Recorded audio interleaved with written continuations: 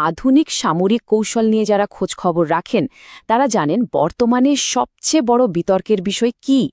Main battle tank বা প্রধান যুদ্ধ ট্যাঙ্ক কি চিরতরেকার প্রাসঙ্গিকতা হারিয়েছে নাকি এটি আসলে এক আমূল বিবর্তনের মধ্য দিয়ে যাচ্ছে দেখুন আধুনিক যুদ্ধের ময়দান এখন ড্রোনের নজরদারিতে পুরোপুরি উন্মুক্ত আর ঠিক এই কারণে ভারী সাজোয়া যানের ভবিষ্যৎ নিয়ে একটা বিশাল প্রশ্নচিহ্ন তৈরি হয়েছে তো চলুন আজকের এই বিশ্লেষণে আমরা পুরো বিষয়টা একটু খুঁটিয়ে দেখি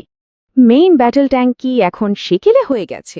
এই একটা প্রশ্নই এখন সব সামরিক আলোচনায় ঘুরে ফিরে আসছে একসময় যে ট্যাঙ্কগুলোকে স্থলযুদ্ধের অপ্রতিদ্বন্দ্বী রাজা বলে মনে করা হতো আজ সেগুলো আকাশ থেকে আসা একেবারে নতুন আর ক্ষুদ্র একটা শত্রুর শিকার হচ্ছে কিন্তু ট্যাঙ্ক কি সত্যিই তার উপযোগিতা হারিয়েছে নাকি এটা জাস্ট একটা সাময়িক ধাক্কা এই প্রশ্নের উত্তর খুঁজতে হলে আমাদের একদম মাঠ পর্যায়ে রূঢ় বাস্তবতার দিকে তাকাতে হবে একটু পরিসংখ্যানের দিকে তাকাই চলুন ২০২২ সালের ফেব্রুয়ারির পর থেকে এখন পর্যন্ত ৫,০০০-এরও বেশি ট্যাঙ্ক ধ্বংস হয়েছে বা হারিয়ে গেছে মানে জাস্ট ভাবুন সংখ্যাটা এই বিপুল পরিমাণে ধ্বংসযোগ্য পুরো ইউরোপের সম্মিলিত সাজোয়া যানের সংখ্যার চেয়েও বেশি এটা থেকে একদম পরিষ্কার যে যুদ্ধক্ষেত্রে সাজোয়া যানের বেঁচে থাকার লড়াইটা এখন ঠিক কতটা কঠিন হয়ে দাঁড়িয়েছে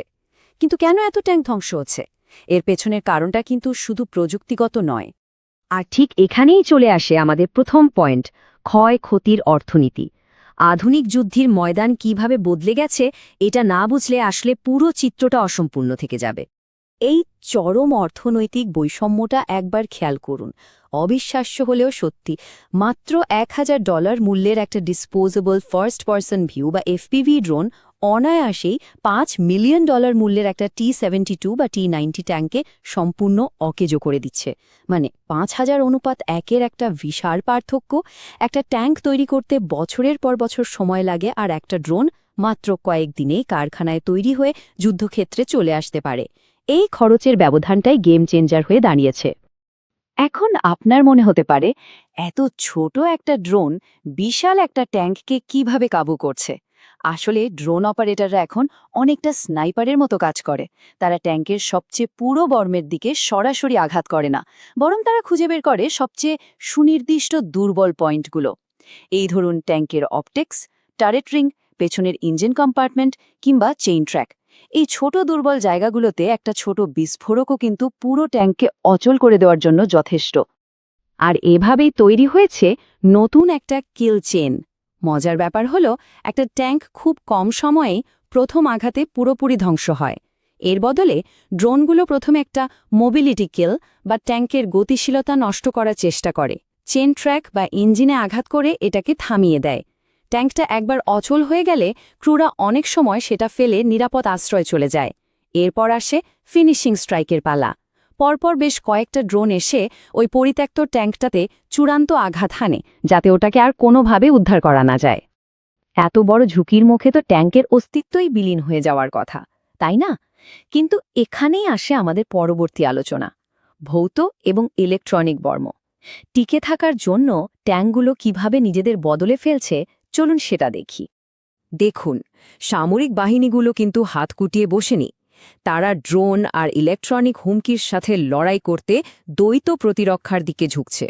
একদিকে রয়েছে ভৌত প্রতিবন্ধকতা যেমন ট্যাঙ্কের ওপর ওই কোপ কেজ বা লোহার খাঁচা এবং অ্যান্টি ড্রোন জালের ব্যবহার এগুলো ড্রোনকে মূল বর্মে আঘাত হানার আগেই বিস্ফোরিত হতে বাধ্য করে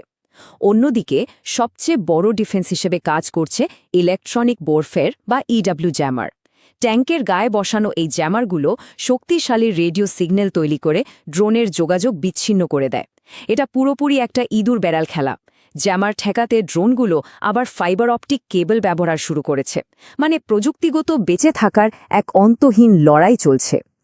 আর প্রযুক্তির এই লড়াইয়ের মাঝে প্রকৃতিও হয়ে উঠেছে একটা বড় ঢাল ড্রোনগুলো পরিষ্কার আকাশ ছাড়া ঠিকমতো কাজ করতে পারে না তাই বর্তমানে ট্যাঙ্কের চলাচল আর আক্রমণাত্মক অভিযানগুলো অনেকাংশেই খারাপ আবহাওয়ার ওপর নির্ভর করে চালানো হচ্ছে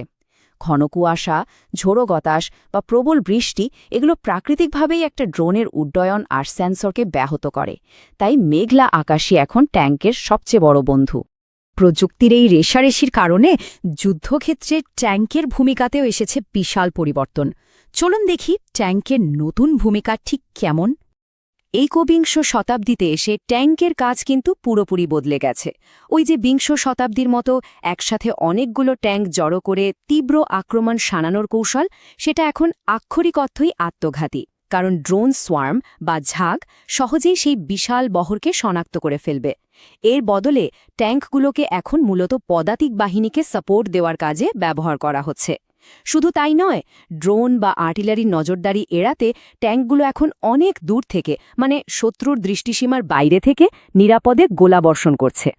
এসব দেখে যারা ভাবছেন ট্যাঙ্ক হারিয়ে যাচ্ছে তাদের বলি, ইউরোপীয় সামরিক বাহিনীগুলো কিন্তু গত ৩ দশক ধরে ট্যাঙ্ক কমানোর যে নীতিতে ছিল তা থেকে পুরোপুরি সরে এসেছে। হ্যাঁ, ঠিকই শুনেছেন। তারা এখন উল্টো নতুন ট্যাঙ্ক প্রোগ্রাম আর আধুনিক সাজোয়া যানে বিপুল পরিমাণ অর্থ বিনিয়োগ করছে।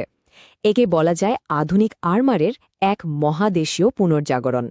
এই বিশাল বিনিয়োগই প্রমাণ করে যে কম্বাইন্ড আর্মস লড়াইতে আর্মার বা সাজোয়া যান এখনও কতটা অপরিহার্য।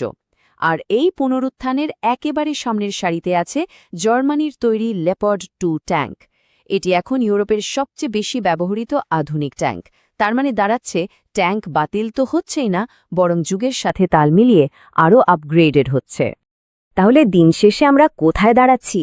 এটা একদম পরিষ্কার যে মেইন ব্যাটল ট্যাঙ্ক মোটেও মারা যায়নি। তবে এই সম্পূর্ণ উন্মুক্ত যুদ্ধক্ষেত্রে টিকে থাকতে হলে তাকে ড্রোনের ঝাঁক আর ইলেকট্রনিক হুমকির সাথে প্রতিনিয়ত লড়াই করে নিজেকে মানিয়ে নিতে হবে। আগামী দিনের সাজোয়া যানগুলো দেখতে ঠিক কেমন হবে? তাতে কি লেজার অস্ত্র থাকবে, নাকি আর্টিফিশিয়াল ইন্টেলিজেন্স চালিত স্বয়ংক্রিয় প্রতিরক্ষা ব্যবস্থা? এই প্রশ্নটা আপনাদের জন্যই রেখে গেলাম। আজকের এই বিশ্লেষণে আমাদের সাথে থাকার জন্য অনেক ধন্যবাদ।